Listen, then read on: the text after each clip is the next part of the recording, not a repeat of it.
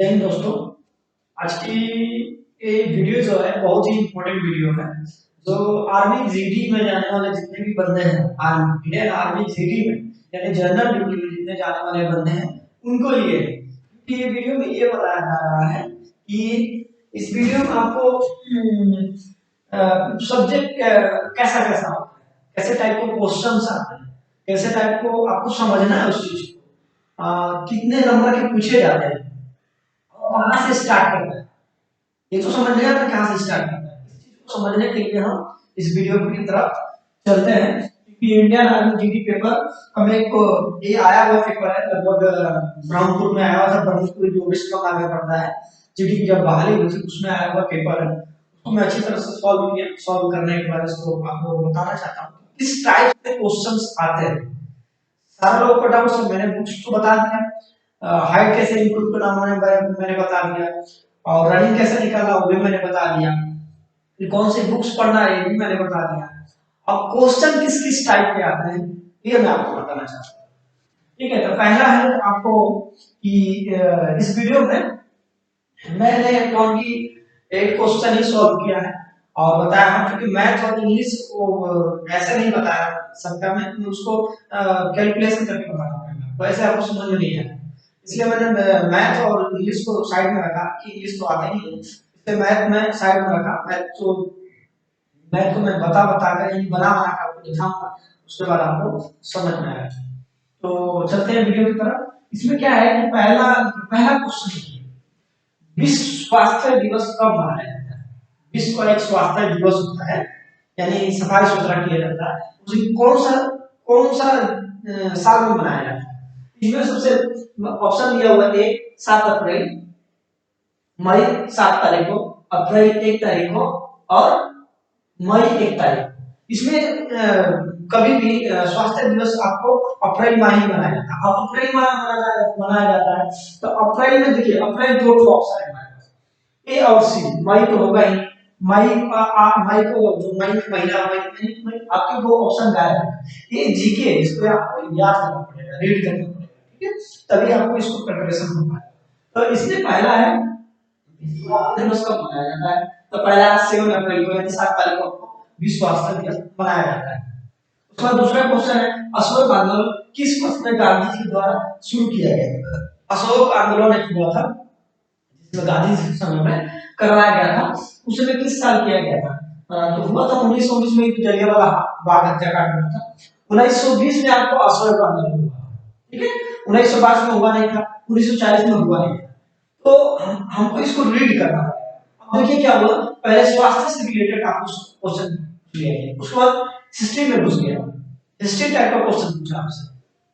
देखिए अशोक आंदोलन पूछा है, इसको रीड करना पड़ेगा, 1920 होगा, 1920 के बीच में हुआ था। उसके बाद दूसरा चाहे कयक इनमें से किससे संबंधित है। कयक क्या होता है, नाव को बोला जाता है। कयक मतलब नाव, नाव को ही बोला जाता है। इसमें बोला है कि आदिवासी उपकरण, आदिवासी उपकरण पीला धान भाला वाला होता है, जिसको हम लोग पहले के जो बंजारे यूज करते थे किसी जानवर को मारने के लिए, तो वो तो होगा नहीं। अच्छा देखिए दूसरा नंबर नाव, नाव आंसर सही है, नाव ही रहेगा। तीसरा नंबर समुद्री जहाज, समुद्री जहाज को कवक नहीं कहा जाता, समुद्री जहाज को कयक कयक नहीं कहा जाता, इसलिए समुद्री जहाज तो खत्म हो गया। हथियार, हथियार मतलब बहुत सारा हथियार हो गया। अब किसी पार्टिकुलर बंदे को हम कहेंगे कि वो उसका नाम है, ऐसे बोले तो सभी को एक ग्रुप हो गया, इसलिए हथियार में सब कुछ आ गया। हथियार तो होगा नहीं, ये भी होगा नहीं, आदिवासी उपकरण होगा नहीं, नाव एक कर सकते हैं उसको, अब उसी को कहा है। और तीसरा नंबर चौथा नंबर क्वेश्चन, नासिक किस नदी के तट पर स्थित है। नासिक जो है जो मुंबई में है, वो नासिक किस नदी के तट पर स्थित है। तो मैं इसके याद करने का तरीका मैं बता दूंगा। जैसे कोई पूछेगा नासिक किस नदी के तट पर स्थित है, तो नदी आपको याद है, उस नदी के किनारे जितने जितने सिटी मौजूद है उस नदी सिटी को याद करना है। इससे क्या होगा कि नेक्स्ट क्वेश्चन लेवल आपका हाई होगा। तो नासिक किस नदी के किनारे स्थित है, पहली है कृष्णा, दूसरी है नर्मदा, तीसरी है गोदावरी और चौथी इसमें से कोई नहीं, इसमें से कोई नहीं है। तो पहली है कृष्णा, कृष्णा तो होगा नहीं, नर्मदा तो होगा नहीं, गोदावरी गोदावरी है क्योंकि नासिक नदी से ही नासिक नासिक के जो नासिक जहां पे स्थित है उसके साइड से ही गोदावरी नदी जाती है। तो गोदावरी नदी इसमें होगा आंसर आपको। इनमें से कोई नहीं, कोई कोई मान लेता है कृष्णा, ज्यादातर लोग कृष्णा ही मानते हैं, लेकिन आपको गोदावरी, इसको रीड करना है, याद करने वाली चीजें हैं। मैं आपको ऐसे ही बता दे रहा हूँ किस टाइप से क्वेश्चन आते हैं, मैं बता रहा हूँ। हिस्ट्री के लिए, हिस्ट्री का क्वेश्चन देखिए, हिस्ट्री का क्वेश्चन ऊपर से आता है। अब तो देख पास में भारत का एकमात्र जल परीक्षण जहाज कौन सा है? जल परीक्षण, यानी इसमें जो आईएनएस नेवी का है जल परीक्षण उसको किया जाता है। कोई भी मिसाइल से किसी को लॉन्च करना हो, किसी की तैयारी करना हो, तो उसको जल परीक्षण के लिए किए जाते हैं। कोई मिसाइल हमको किसी खाली जगह पर तो उसको उड़ा नहीं जा सकता या फिर दागा नहीं जा सकता, उसके लिए समुद्र का सहारा लिया जाता है। समुद्र में ही उसको दागने के लिए एक आईएनएस बोला जाता है। आईएनएस हम लोग की इंडियन नेवी का एक शिप है, बहुत बड़ा शिप है, जिसमें परीक्षण किया है, रिसर्च करने के बाद परीक्षण किया। तो पहला है आईएनएस तरंगिनी, फिर दूसरा आईएनएस विराट, तीसरा है आईएनएस गरुड़, चौथा है इनमें से कोई। देखिए आईएनएस तरंगिनी में ही आपको परीक्षण किया है।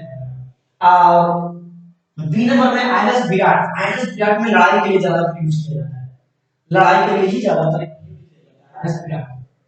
और आईएनएस गरुड़ को भी लड़ाई के लिए यूज किया जाता है। ये बहुत ही विराट शिप है इंडियन नेवी की, जो इंडियन नेवी में इसको फौज के समय, लड़ाई के समय इसको यूज किया जाता है। इसमें से है नंबर में से कोई नहीं। तो पहला हमारा होगा आईएनएस तरंगिनी। छठवां नंबर क्वेश्चन है दुनिया को सबसे लंबी नदी, यानी अमेजन कहां से बहती है? दुनिया की सबसे लंबी नदी, इस पॉइंट को सही है, दुनिया की सबसे लंबी नदी, दुनिया की सबसे लंबी नदी बोल रहा है, ना कोई तालाब बोल रहा है, ना कोई महासागर बोल रहा है, नहीं सागर बोल रहा है, दुनिया की सबसे लंबी नदी पूछ रहा है। अजीब अजमेर अमेजन से कहां से बहती है?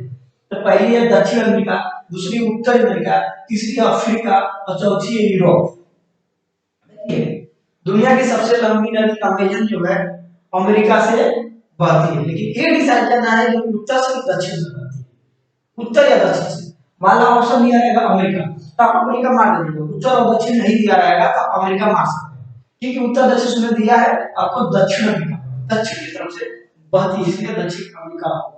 नहीं तो अगर दो ऑप्शन में से अमेरिका दिया हुआ, अफ्रीका दिया, यूरोप दिया और कुछ ऑप्शन दिया हुआ, आपको अफ्रीका और अमेरिका मार देना है। ठीक है, और साथ में कौन सा दस्तावेज भारत की आधिकारिक भाषाओं का विवरण करता है? कौन सा ऐसा दस्तावेज, कौन सा ऐसा दस्तावेज भारत की आधिकारिक भाषाओं का विवरण करता है? कौन सा ऐसा दस्तावेज, मतलब भारत की आधिकारिक कोई ऐसा बुक होगा, कोई ऐसा दस्तावेज होगा, कोई ऐसा प्रूफ होगा। जैसे भारत और चीन के बीच जैसे लड़ाई हो रही है, तो कहां से नक्शा उठा कर, नक्शा उठा कर लेकर आप बुलाए कि ये हमारे अरुणाचल प्रदेश और क्या नाम है हमारे अंडर में, क्योंकि वो रेखा के समय उस समय का मैप उठा के लेकर वैसा ही टाइप का ये भी है कि कौन सा मतलब दस्तावेज, कोई ऐसा प्रूफ, प्रूफ कैसा प्रूफ है जो हमारे भारत की भाषाओं को विवरण करती है।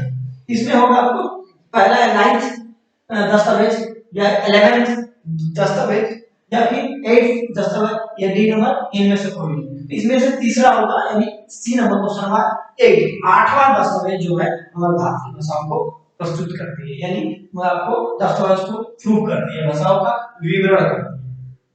8वां नंबर है इनमें से कौन सी भारतीय, भारतीय में से सबसे लंबी नहीं है, मतलब कि इनमें से कौन सी भारतीय नदी सबसे लंबी नहीं है? लंबी जो लंबी होती है वो लंबी तो कौन सी होता है? आपको गोदावरी थी, उसके बाद ये गोदावरी थी जो रांची की देश में बहती है, और उसके बाद चलते हैं इनमें से कौन सी भारतीय में सबसे लंबी नहीं है? इसमें से आपको कोई ऑप्शन, इनमें से कोई नहीं, इनमें से कोई नहीं, ऐसा क्वेश्चन पूछता है। जैसे कह रहे हैं कि ऐसी कौन सी नदी जो लंबी नहीं है, ऐसी कौन सी नदी है जो सबसे छोटी है, ऐसा टाइप को आपको 4 ऑप्शन देते हैं, कंफ्यूज करने के लिए। आपको याद होगा लेकिन कंफ्यूज करने के लिए ऐसा क्वेश्चन दिया है। तो इसमें से चलते हैं, इनमें से कौन सी भारतीय में से सबसे लंबी नहीं है?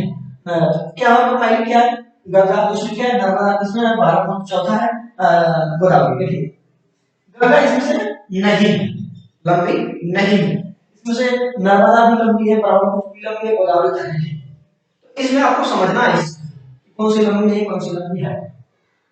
अच्छा 9 नंबर है भारतीय सेना में कमानों की संख्या कितनी है? अब देखिए इतना इन्होंने हिस्ट्री क्वेश्चन पूछे हैं, यानी कि 1 2 3 4 5 6 7 8 9, यानी 9 क्वेश्चन उन्होंने हिस्ट्री का पूछे। हिस्ट्री का चैप्टर 9 क्वेश्चन में इनका खत्म हो गया। अब चल गया ये सीधे चला गया किसमें, भारतीय सेना से रिलेटेड। यानी कि आप आर्मी का एग्जाम कर रहे हैं तो आर्मी से रिलेटेड कुछ क्वेश्चन पूछेगा।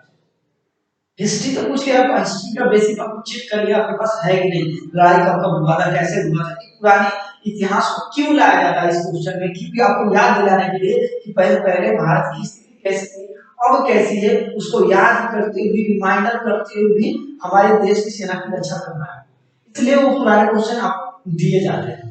देखिए इसमें कोई भी क्वेश्चन अननोन बोले कुछ नहीं होता है, कुछ न कुछ किसी न किसी कारण का ट्रिक होता है या फिर किसी न किसी कारण से वहां दिया जाता है आपको समझने के लिए। ये आपको मेंटली चीज चेक करने के लिए होती है, आपका माइंड कैसा है, आपका मूवमेंट क्या है, इसके वजह से चेक। अच्छा, भारतीय सेना में कमानों की संख्या कितनी है? तो भारतीय सेना में 7 कमान होते हैं, शायद 7 कमान ही होते, उससे ज्यादा नहीं होते। अब देखिए 62 6 20 7 ही कमान होते हैं। अब सेना से रिलेटेड आपको क्वेश्चन पूछा गया।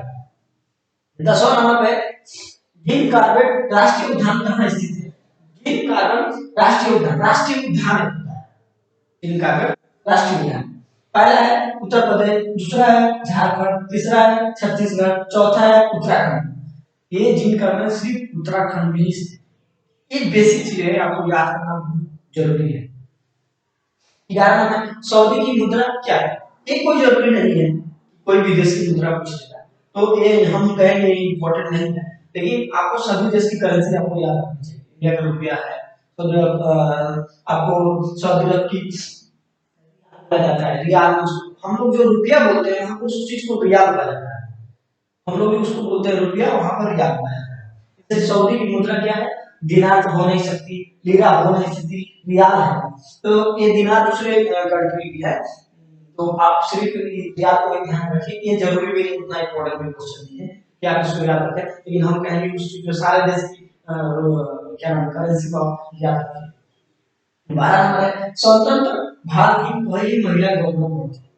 जब हमारा भारत देश आजाद हुआ उसमें स्वतंत्र भारत की पहली महिला, यानी कोई पुरुष नहीं था, महिला यानी कोई औरत थी जो बनी थी, उसमें कौन बनी? गवर्नर बनी थी। तो आपको पहली कौन थी? इसमें तो हम सरोजिनी नायडू थी, तो इसमें विजय लक्ष्मी पंडित ये तो कभी थी नहीं, शीला दीक्षित ये भी कभी हो नहीं सकती, सरोजिनी नायडू ये हो सकती है क्योंकि उस समय जब भारत रत्न सरोजिनी नायडू थी इसलिए सरोजिनी नायडू हम राइट लेते हैं। 13 नंबर है गाइड पुस्तक में लेखक कौन है? तो गाइड हमको पता है, गाइड जो बुक है उसके लेखक कौन है? देखिए बुक से रिलेटेड गाइड के पुस्तक के लेखक कौन है? इसमें आपको बी एस नायपाल है, 2 नंबर आर के नारायण है, 3 नंबर टैगोर, चार्ल्स डिकेंस है। चार्ल्स डिकेंस तो है नहीं, बी एस नारायण और आर के नारायण, दो ऑप्शन आपके पास है। इसमें से आपको डिसाइड करना है कौन सा है। तो इसमें ऑप्शन है आर के नारायण, मैंने वो बुक बताई थी आपको, वो बुक याद करिएगा, बुक के पीछे ऑथर होगा, जैसे मैंने बुक का सारा डिटेल्स दिया था, ऑथर का नाम दिया था, उसका ऑथर भी आप याद कर लीजिएगा तो ये सारा क्वेश्चन खत्म हो जाएगा। ठीक है, उसमें 14 सशस्त्र बल में सर्वोच्च कमांडर कौन होता है? सशस्त्र जो बल होता है, सशस्त्र एसएसबी, सशस्त्र सीमा बल, सशस्त्र बल में सर्वश्रेष्ठ मतलब सबसे ऊपर पद पर कौन सा कमांडर होता है? पहला है सेना कमांडर, दूसरा है प्रधानमंत्री, तीसरा है रक्षा मंत्री और चौथा है राष्ट्रपति। आप कहना चाहेंगे कि इंडियन आर्मी, इंडियन एयरफोर्स और इंडियन नेवी और एसएससी जितने भी जीडी करते हैं उसका सबसे बड़ा औहदा पद पर राष्ट्रपति होता है।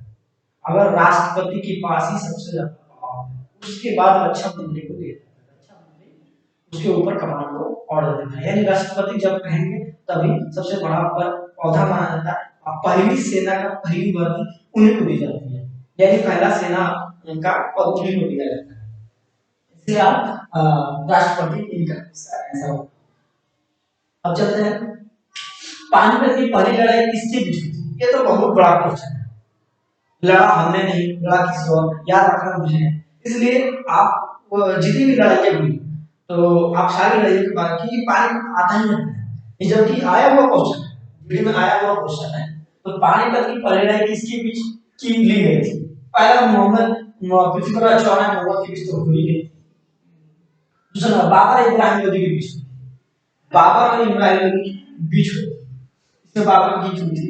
और सी नंबर में नदी नादिर शाह, मोहम्मद शाह या फिर डी नंबर कोई नहीं, ये सब तो होगा ही नहीं। अगर पृथ्वीराज चौहान हम हमारे हमारे हिंदू राष्ट्र से बहुत ही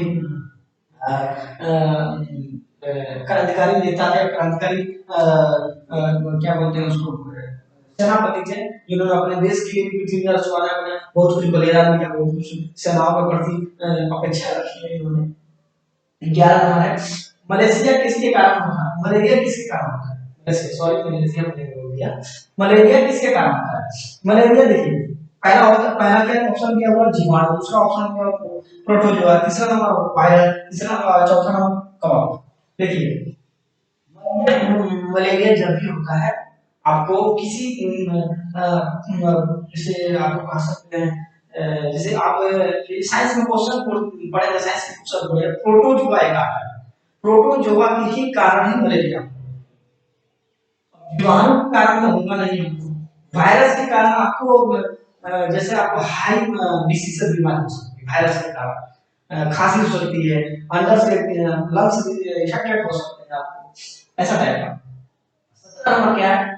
वाज विरोधी विटामिन का नाम बताओ। जो वाज विरोधी होता है उस विटामिन का नाम। वाज विरोधी मतलब बाष्पन नहीं हो जाता है, जैसे कोई कहता है कि ये नहीं हो सकता, उसका ये नहीं हो सकता, ऐसा बाष्पन तो उस वाज विरोधी विटामिन का नाम विटामिन ई। विटामिन ई के कारण वाज विरोधी होता है। वाज विरोधी विटामिन का नाम, वाज विरोधी मतलब उससे लड़ता है, फाइट करता है। विटामिन ई का खाने से, विटामिन ई की कुछ कैप्सूल्स लेने से या विटामिन ई का कुछ फल फूल खाने से वाज विरोधी को रोकता है। 18 नंबर क्या है? अब देखिए यहाँ पे उन्होंने क्या किया, यहाँ पर जाते जाते, अब यहाँ पर जाते जाते आपके फिर कुछ हिस्ट्री क्वेश्चन उसमें पूछे थे, उस हिस्ट्री क्वेश्चन यहाँ पूछे थे, कुछ हिस्ट्री क्वेश्चन यहाँ पूछा गया, यानी हिस्ट्री क्वेश्चन यहाँ खत्म कर दिया। अब चलते हैं साइंस में, साइंस में पूछ लिया, यानी हिस्ट्री खत्म किया तो साइंस में पूछ लिया। साइंस में वाला मलेरिया पूछ लिया, बाद में पूछ लिया। अब पूछ रहा सीधा 18वां, कार्य बल और विस्थापन के बीच का संबंध क्या है? कार्य जो बल होता है, कार्य कार्य बल और विस्थापन, विस्थापन के बीच का डिस्प्लेसमेंट करता है उसको, विस्थापन का डिस्प्लेसमेंट करता है उसको। और कार्य बल, बल के लिए, ठीक है, कार्य बल को और विस्थापन के बीच संबंध क्या है? ये आपको जब फिजिक्स का आप लीजिएगा, कार्य बल में जाइएगा तो आपको ये समझ में आएगा। एलआईटी में बताता हूं उसका क्या आंसर होगा।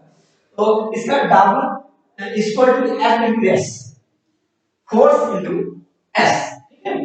तो इसमें पहला ए आपको मैं इसको विजुअल तरीके से अच्छी तरह से बता दूंगा, ये कार्य बल का उसका संबंध क्या होता है।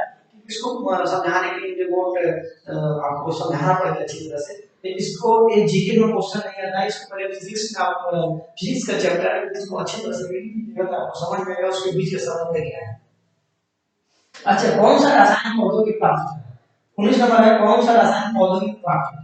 कौन सा रसायन ऐसा है जो पौधे में प्राप्त होता है? कौन सा रसायन? देखिए आप, आपको उन्हें दूसरा नाम है स्पीयर, 3 नंबर है सॉरी 4 नंबर, इसमें से कोई नहीं।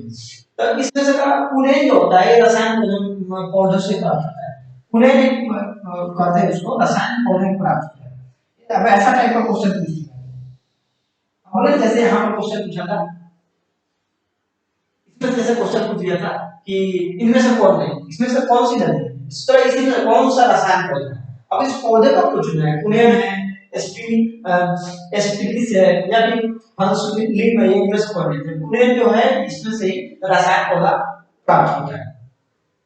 इस नंबर चलते हैं, इस नंबर पूछ रहा है आपको सिस्मोग्राफ की क्या मापा है? सिस्मोग्राफ किससे मापा है? सिस्मोग्राफ को किससे मापा?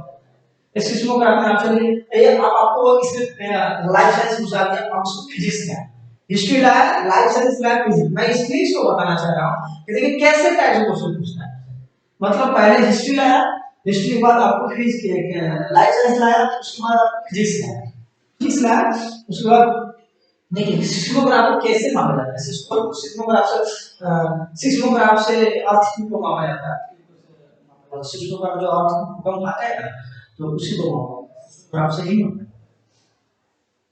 चलते हैं किस नंबर, कौन सी गैस सोडा वाटर को तैयार करने में इस्तेमाल की जाती है? कौन सी गैस, कौन सी ऐसी गैस है जो सोडा वाटर को तैयार करने में इस्तेमाल की जाती है? इसमें क्या होता है, B number carbon dioxide, carbon dioxide से ही सोडा वाटर इस्तेमाल करने के लिए तैयार की जाती है।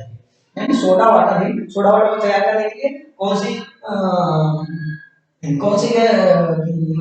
गैस इस्तेमाल की जाती है? आपको कार्बन डाइऑक्साइड, कार्बन डाइऑक्साइड से ही इस्तेमाल की जाती है। अब चलते हैं यहाँ पर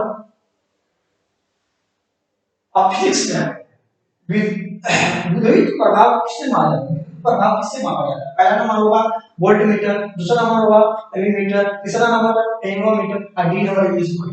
मतलब ज्यादातर क्वेश्चन में इनमें से कोई नहीं देता है, क्योंकि जहां मीटर मीटर मीटर यानी जहां पर कुछ मिलता जुलता वर्ड रहेगा नॉन इज देते हैं, यानी इनमें से कोई नहीं ऐसा देगा। इस माइक को घुसा लीजिएगा, ये हमेशा ही होता है। इसमें आंसर होगा एलिमेंटर। प्राथमिक रंग क्या है? तो इसमें प्राथमिक रंग हम लोग का होता है लाल नीला पीला, ये हमेशा कॉमन क्वेश्चन है, आपको याद रखना पड़ेगा। इसमें प्राथमिक रंग को लाल पीला नीला होता है। अब चलते हैं आपको 24 नंबर क्वेश्चन पर। कोशिका का विद्युत ग्रिड कहलाता है। कोशिकाएं जितनी होती है कोशिका, उसका विद्युत ग्रिड का क्या कहलाता है? आपको माइटोकांड्रिया सुना, माइटोकांड्रिया का विद्युत ग्रिड का पावर उसको पावर हाउस का, और इसको पावर हाउस, ठीक है। अब 25 नंबर है, निम्न में से कौन सा मानव शरीर के समग्र गतिविधियों पर नियंत्रण रखता है? निम्न में से कौन सा मानव शरीर के समग्र गतिविधियों पर नियंत्रण, मतलब हमारे शरीर में कुछ भी हो रहा है, बुखार हुआ, जड़ हुआ, तबीयत खराब हुआ, ठंडा लग गया या कुछ भी है, उसको गतिविधियों को कंट्रोल रखकर बॉडी को संतुलित करता है। उसका नाम क्या है? इतना खाते हैं पीते हैं, घूमते हैं जाते हैं, ठंडा लगता है गर्मी लगता है, इसको नियंत्रण कौन करता है? इसका काम मेन वर्क कौन करता है? इसका मेन वर्क करता है आपको पहला दिया हार्मोन्स, दूसरा बोलिए रक्त, और तीसरा दिया इसमें से ग्रंथि, और चौथा दिया इनमें से कोई नहीं। इसको कहते हैं तंत्रिका तंत्र। तो इसमें से हार्मोन्स होगा नहीं, रंग होगा नहीं, ग्रंथि होगा नहीं, चौथा आंसर इनमें से कोई नहीं, इनमें से कोई नहीं, ठीक है। और आपको 25 नंबर हो गया, 26 नंबर से हवा में शुक्राणु की संख्या कितनी है? हवा जो होती है उसमें शुक्राणु की संख्या, हवा में शुक्राणु से 46 होती है, ये शुरू से ही याद करते हैं, आप 10th क्लास में पढ़िए तो 46 होती है, ठीक है। और 27 नंबर, मनुष्य से मांसपेशी की संख्या कितनी होती है? मनुष्य की मांसपेशी 639 होती है। आप किसी क्वेश्चन आप पढ़ सकते हैं, इसको समझ सकते हैं, 639 होती है। हवा में मांसपेशियों की संख्या, हवा में, अरे मनुष्यों में मांसपेशियों की संख्या 639 होती है, हर मनुष्य में होता है 639। आपको इसको पढ़ना नहीं, समझना नहीं पड़ेगा, कोई बाहर तीर नहीं मारना है आपको, इसको याद नहीं हो पाएगा, सिंपल सा बात याद। अब आपको 28 नंबर, किडनी की मौलिक इकाई क्या कहलाती है? किडनी की मौलिक इकाई पहले नेफ्रॉन, न्यूट्रॉन, नेफ्रॉनिक है, एसिका है। तो आपको नेफ्रॉन, किडनी की मौलिक इकाई नेफ्रॉन, इसमें एक समझिए कि एक सिस्टम में 10 लाख पाए जाते हैं नेफ्रॉन। तो इसको याद रखिएगा, उतना जरूरी भी नहीं है। अच्छा 29 नंबर क्या है, कौन सा जीवाणु, कौन सा जीवाणु, देखिएगा 29 नंबर यहाँ क्वेश्चन लिखा हुआ, कौन सा जीवाणु दूध के दही के परिवर्तित करता है? दूध को दही में परिवर्तित, घर में देखिए दूध रखा जाता है, उसको कुछ दूध पकाकर उसके बाद उसके अंदर थोड़ा सा दही डाला जाता है, जिसके कारण वो दही दूध दही बन जाता है। वो कोई साइंस वाला मैटर नहीं है, इसमें जीवाणु रहता है जिसके कारण दही बनता है, जिसके कारण ऐसे पका कर दूध रख दिया तो नहीं होगा, उसके लिए थोड़ा सा आप दही उसको ऊपर से डालना पड़ेगा दूध पका। इसमें क्या होता है, आपको पहला दिया है वाई, दूसरा नंबर दिया आपको ई कोलाई, तीसरा नंबर दिया है लेप्टोबेसिया अभिनवा स्पीशीज। तो इसमें याद रखिएगा दूध को दही को जमाने के लिए कौन सा जीवाणु रहता है? लेप्टोबेसिलस होता है, लेप्टोबेसिलस, यानी दही को जमाने के लिए आपको लेप्टोबेसिलस जीवाणु जो रहता है उसी के कारण ही दही जमता है, नहीं तो दही जमता ही नहीं, ठीक है। इसलिए मैं सारा क्वेश्चन बताइए किस टाइप से हिस्ट्री पूछा आपसे, फिर आपको चला गया साइंस में, यानी फिजिक्स में चला गया, लाइफ साइंस में चला गया, उसके बाद फिजिक्स में चला गया। फिजिक्स के बाद क्या किया है, आपको फिजिक्स के बाद जाने के बाद फिजिक्स के बहुत सारे क्वेश्चन आपसे पूछे गए, ठीक है। फिजिक्स में ज्यादातर क्वेश्चन आपसे पूछा गया, उसका साइंस का भी क्वेश्चन पूछा गया, हिस्ट्री का भी क्वेश्चन पूछा गया, इसमें हिंदी का नहीं पूछा गया, ठीक है। उसके बाद मैथ का पूछा गया आपसे, अलग अलग टाइप। अभी अगले वीक का क्वेश्चन जितना भी आ रहा है उसमें हिंदी पूछ सकता है और आपको इंग्लिश भी पूछ सकता है, इंग्लिश दो चार ही पूछ सकते हैं, हिंदी दो चार ही पूछ सकते हैं। इसलिए मैंने इसको इसको बता दें किस टाइप से क्वेश्चन आते हैं। और ये तो मैंने 29 क्वेश्चन बताए हैं, इसमें 60 मिनट का समय लगता है, 50 क्वेश्चन इसमें 29 क्वेश्चन है, और वो क्वेश्चन मैथ के हैं जो मुझे आपको नेक्स्ट वीडियो में आपको बता दूंगा कि मैथ के सारा प्रॉब्लम कैसे आपको सॉल्व करना है। और इसलिए कहना चाहिए ये सब्जेक्ट बताने का मेन मकसद था कि आपको किस टाइप से क्वेश्चन आता है, कितने क्वेश्चन खत्म होने के बाद फिजिक्स स्टार्ट होता है, कितना कितना पूछा जाता है, ये सारा डिटेल्स मैंने वीडियो बनाया। तो अगर आप इस चैनल पर नए हैं तो वीडियो को लाइक कीजिए, सब्सक्राइब कीजिए, कमेंट्स कीजिए। जय हिंद, जय भारत।